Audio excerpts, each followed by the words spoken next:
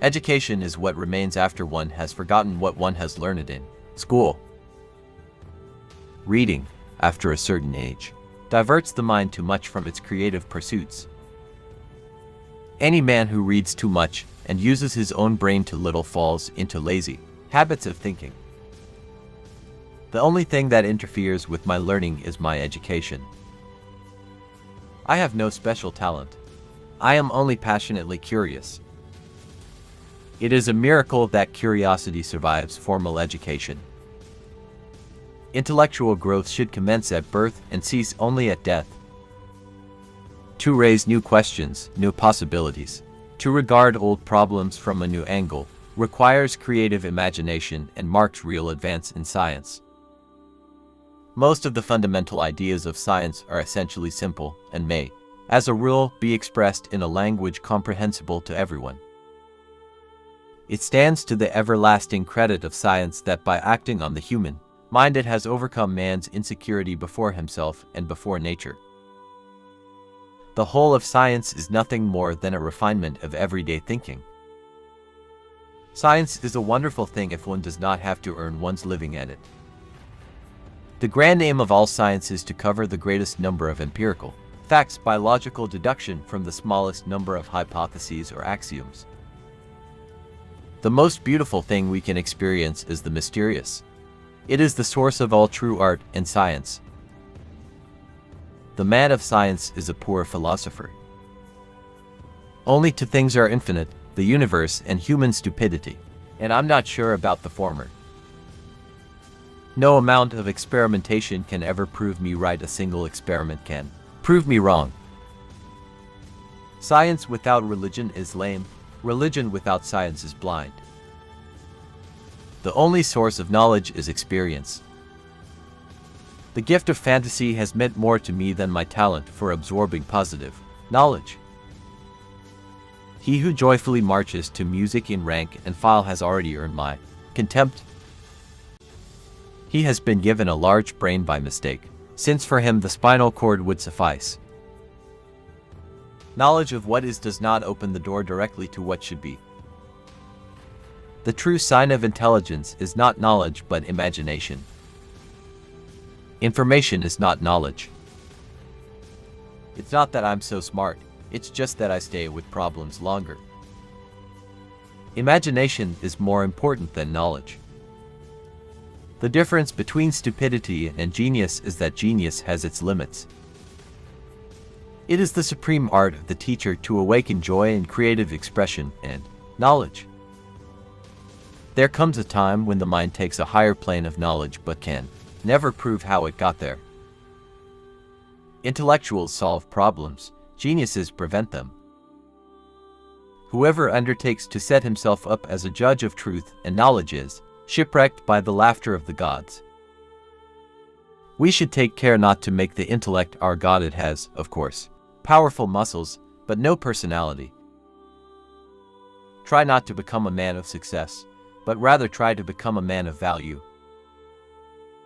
The attempt to combine wisdom and power has only rarely been successful, and then only for a short while. I never think of the future, it comes soon enough. You ask me if I keep a notebook to record my great ideas. I've only ever had one. Most people say that it is the intellect which makes a great scientist. They are wrong, it is character. It gives me great pleasure indeed to see the stubbornness of an incorrigible nonconformist warmly acclaimed. Only one who devotes himself to a cause with his whole strength and soul can be a true master. For this reason, mastery demands all of a person. The distinction between the past, present, and future is only a stubbornly persistent illusion. Life is like riding a bicycle. To keep your balance, you must keep moving. The monotony and solitude of a quiet life stimulates the creative mind.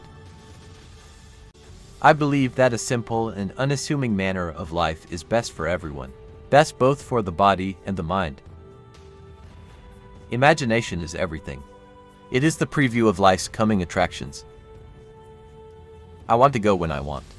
It is tasteless to prolong life artificially. I have done my share. it is time to go.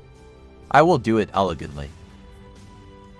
Without deep reflection, one knows from daily life that one exists for other people. The devil has put a penalty on all things we enjoy in life. Either we suffer in health, or we suffer in soul, or we get fat. If I were not a physicist, I would probably be a musician. I often think in music. I live my daydreams in music. I see my life in terms of music. Only a life lived for others is a life worthwhile. The hardest thing to understand in the world is the income tax. Nothing is more destructive of respect for the government and the law of the land than passing laws which cannot be enforced. God always takes the simplest way. Morality is of the highest importance, but for us, not for God. The only reason for time is so that everything doesn't happen at once.